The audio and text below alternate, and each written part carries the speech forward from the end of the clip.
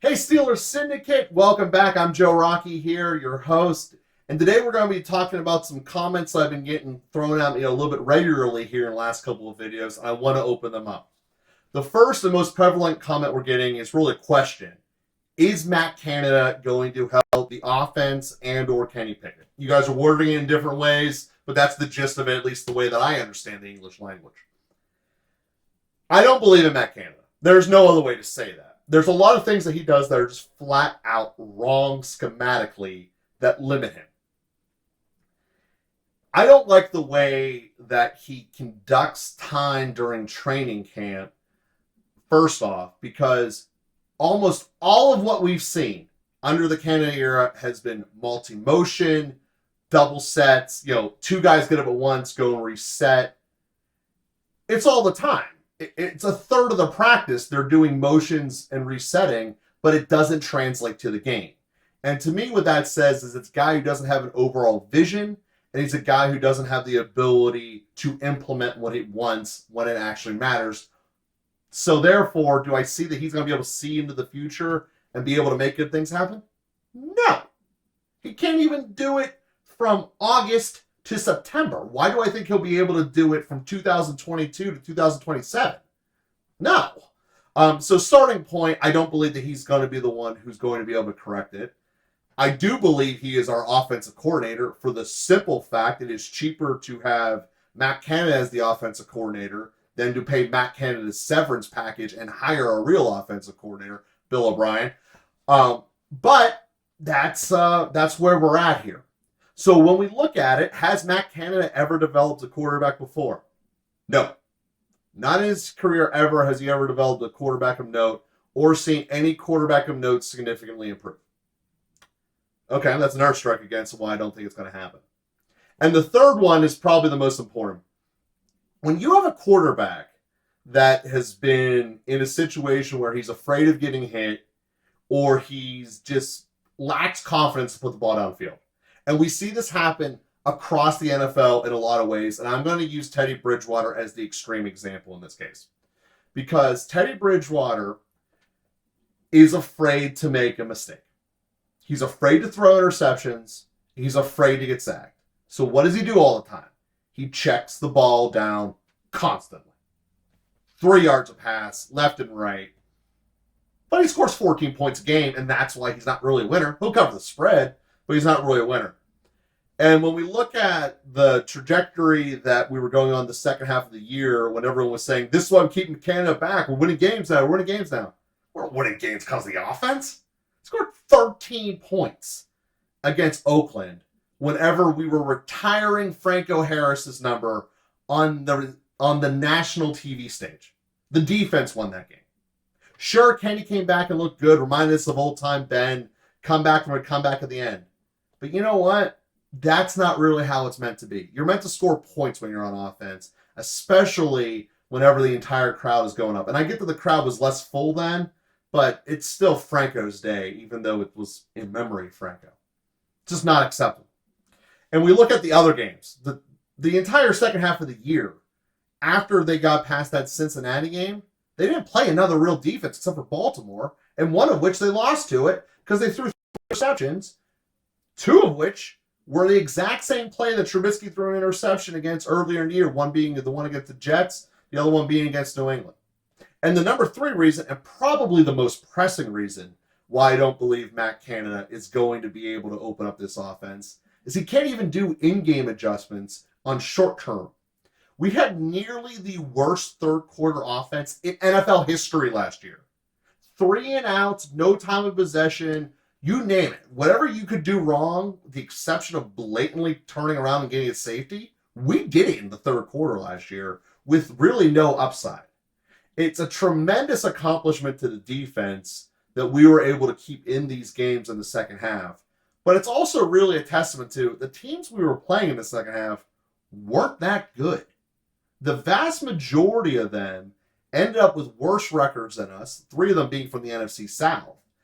And if you take the fact away that we played the worst division in the NFL last year and beat all 4 of them, this team isn't 500. Even when we played the NFC North instead of the NFC South last year, We are not sweeping Green Bay, Minnesota, Detroit, and Chicago. I mean, maybe we're winning one of those. We're probably beating Chicago. But the way Detroit turned on at the end, I don't think we would have beaten them in December if we had to play them instead of the Raiders or Carolina or any of the rest of them. So it was really a benefit of the schedule, not a benefit of anything Matt Canada did. So let's break down what could be done and what an example is that did do to take their quarterback who was self-conscious, afraid to throw interceptions, and afraid to throw mistakes. Now he's considered either the best, second best, or third best quarterback in football, and that is Josh Allen. The way that Josh Allen ultimately ended up progressing was at the end of his second season, when he was in pretty much the worst mental space you can be in without being a New York Jet, he was scared. He was unwilling to throw the ball downfield. He was getting hit. He was breaking down, paralyzed by too many decisions. And what they did up in Buffalo for him was they took every single underneath check down away. They basically said, Josh Allen, you're forcing you to throw the ball downfield. And imagine if the Steelers had enough confidence to do that. Say, you know what, we're not doing a wide receiver screen. Deontay, if you want to catch the ball, actually go downfield and don't try to drop another screen pass again. We're going to push the ball to George Pickens in more spots than other than just the right side of the field. We're going to hit him in the middle, on the left.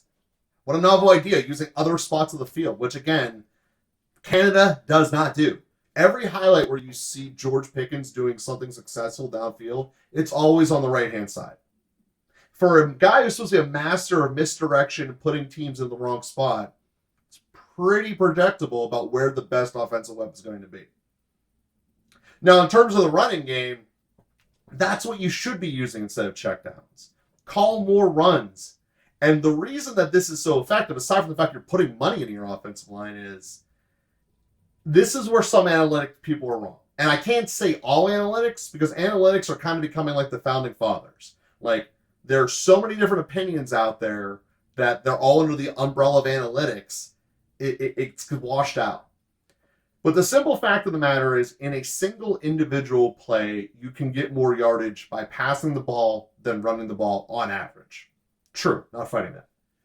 But what it does not take into account is wearing down the defense, which is something that's incredibly vital, and attacking the pass rushers instead of them having to attack you.